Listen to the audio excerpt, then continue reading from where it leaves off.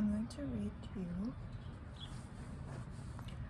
my favorite part from the book Annihilation by Jeff Vandermeer.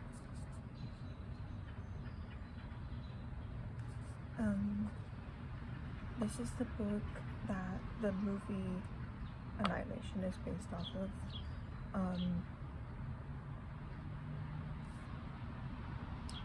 And it's really different from the movie. I watched the movie before I read the book.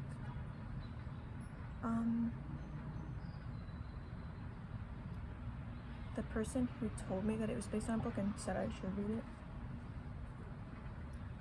told me that it's best to think of the book and the movie as two separate stories because they're both good in their own right, but just different. And there's this passage in the book that I really like that doesn't really have an equivalent in the movie, and I thought I'd read it for you.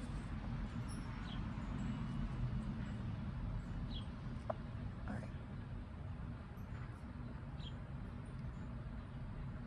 My lodestone, the place I always thought of when people asked me why I became a biologist, was the overgrown swimming pool in the backyard of the rented house where I grew up.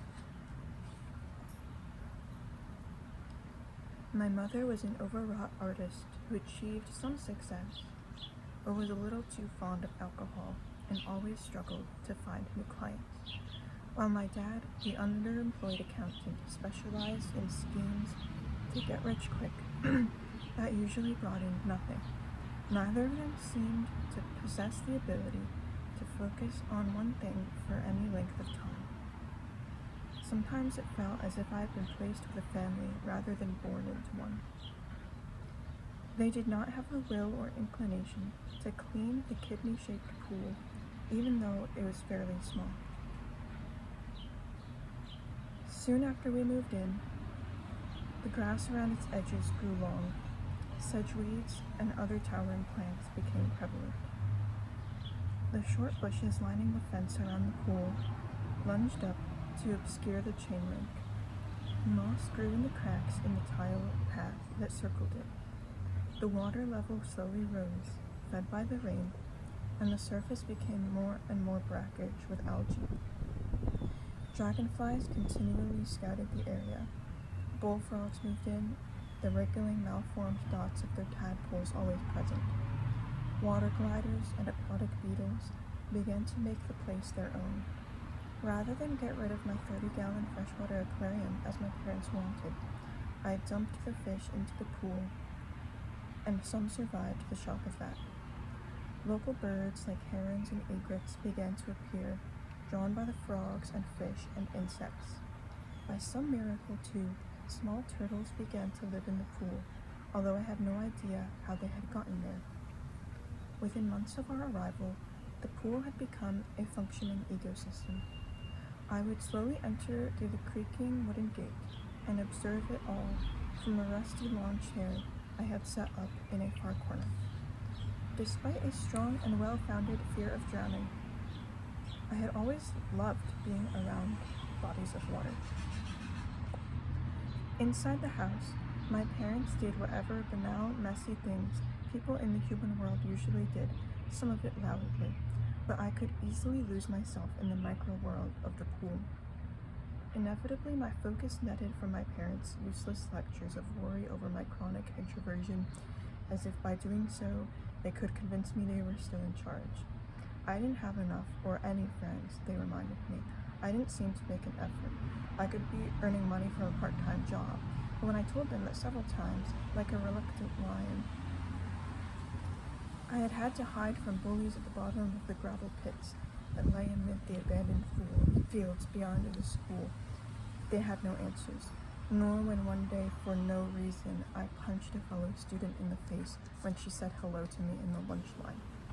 So we proceeded, locked into our separate imperatives. They had their lives, and I had mine. I liked most of all pretending to be a biologist, and pretending often leads to becoming a reasonable facsimile of what you mimic, even if only from a distance. I wrote down my pool observations in several journals. I knew each individual frog from the next, old flopper somewhat different from ugly leaper, and during which month I could expect the grass to teem with hopping juveniles. I knew which species of heron turned up year-round and which were migrants. The beetles and dragonflies were harder to identify, their life cycles harder to intuit. But I still diligently tried to understand them. In all of this, I eschewed books on ecology or biology. I wanted to discover the information on my own first. As far as I was concerned, an only child and an expert in the uses of solitude, my observations of this miniature paradise could have continued forever.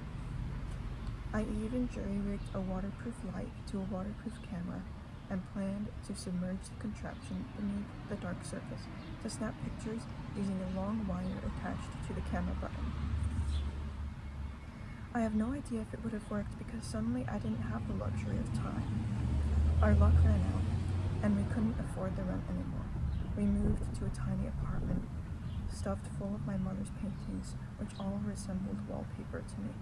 One of the great traumas of my life was worrying about the pool. Would the new owners see the beauty and the importance of leaving it as is, or would they destroy it, create unthinking slaughter in honor of the pool's real function? I never found out. I couldn't bear to go back, even if I could also never forget the richness of that place.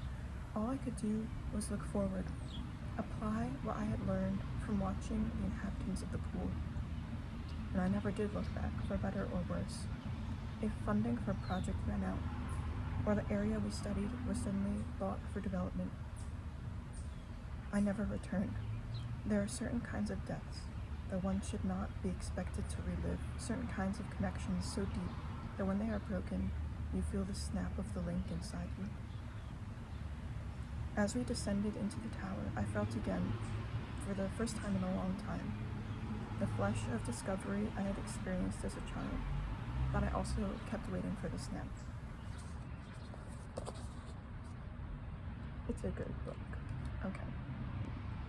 I forgot there's another part that I really liked. It's nearer to the end of the book, at the beginning of the 5th section.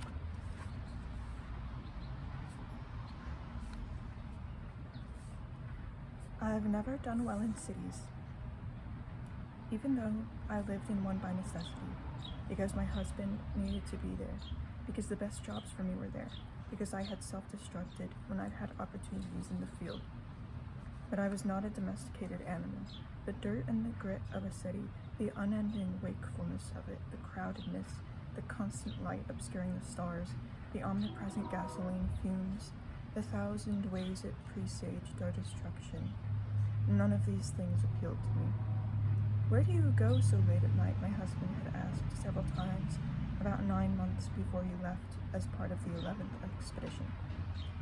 There was an unspoken "really" before the "go." I could hear it, loud and insistent. "Nowhere," I said.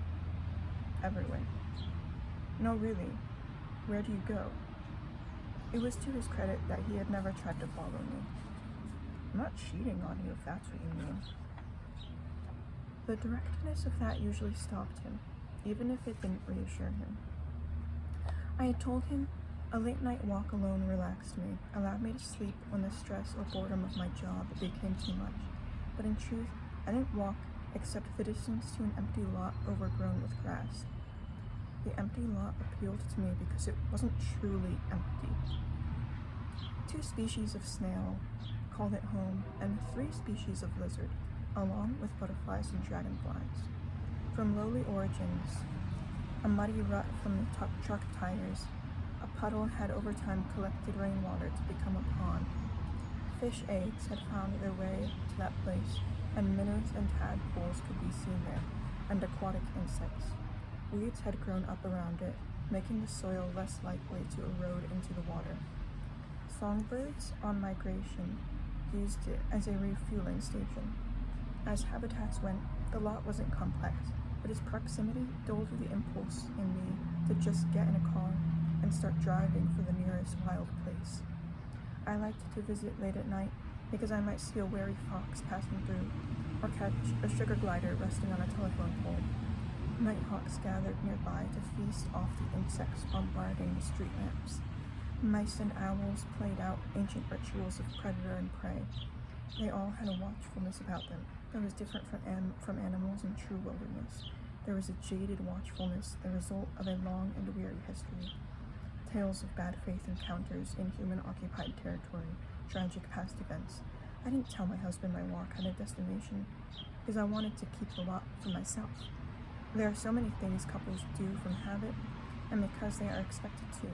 I didn't mind those rituals. Sometimes I even enjoyed them. But I needed to be selfish about that patch of urban wilderness. It expanded in my mind while I was at work, calmed me, gave me a series of miniature dramas to look forward to.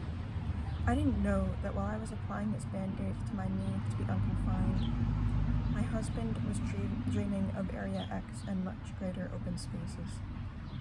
But later, the parallel helped assuage my anger at his leaving, and then my confusion when he came back in such a changed form. Even if the stark truth is that I still did not truly understand what I had missed about him. The psychologist had said the border is advancing a little bit more every year. But I found that statement too limiting, too ignorant. There were thousands of dead spaces, like the lot I had observed, thousands of transitional environments that no one saw, that had been rendered invisible because they were not of use. Anything could inhabit them for a time without anyone noticing. We had come to think of the border as this monolithic, invisible wall. But if members of the 11th expedition had been able to return without our noticing, couldn't other things have already gotten through